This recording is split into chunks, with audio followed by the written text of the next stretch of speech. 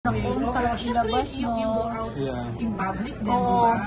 I mean, like what we always say na I hope they kumbaga respect yung decision namin na yun, and siguro kung napipicturean si Maria, wag na lang i-post, wag na lang i-salat kasi meron pa rin eh. Pero I think that's what we appreciate naman sa like ibang mga fans na baga meron silang makukuha picture, pero sa amin naman wag lang ikalat kasi nga ang mahirap is yung hindi pa niya alam kung ano nangyayari sa mundo, tapos pag naglalaro sa park or nasa mall yung nilalapitan na yung minsan kasi kawawa yung ganon, and lalo na hindi pa developed yung personality, baka iba yung effect sa kanila, yung exposure sa social media, yung at least kung yung may malay na siya, kung sabihin niya gusto niya magpa-picture, gusto niya i-post, yung decision na niya, yung aware na siya na ano yung implications. So pag lumabas yan, kilala ka na kagad niyan ng lahat ng tao. So yun, so of course it comes with security na rin,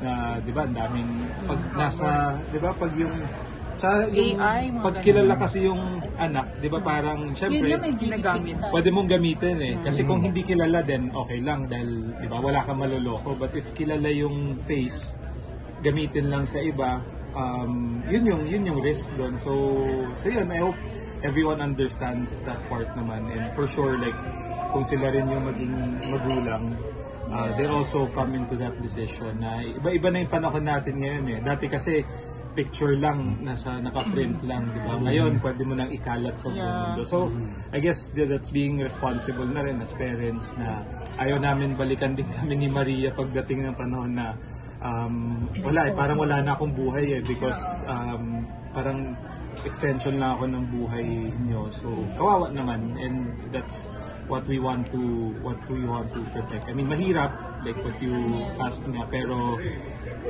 yun parang part ng responsible parenting as individuals na nasa public eye. Na parang sinabi niya, kunwari pag 6-7 years old siya, Mama, I want to have my own TikTok. Bagay Instagram ba? Ang tagal. Hindi, siya magde-decide. So, kunwari may show ako, Mama, I want to dance with you. Oo, yung parang alam mo yun, baga dapat may awareness. special reason, yung awareness, yung yun yung mas sa amin eh. Pero, so magno-no muna kayo ng mga endorsement? Kahit sabihin na name your person, hindi po. Pero alam ko kinuha siya ng isang Daniel Colman na Pero meron pa rin. Like, patala. At nag-renew. Kahit patala. Pero super cute na yung anak niyo. May mga nagsasabi. As a mama, yes. Maria takes after you, Oo, para Alam nyo, hati. I mean, sa mga friends namin, iba-iba sila.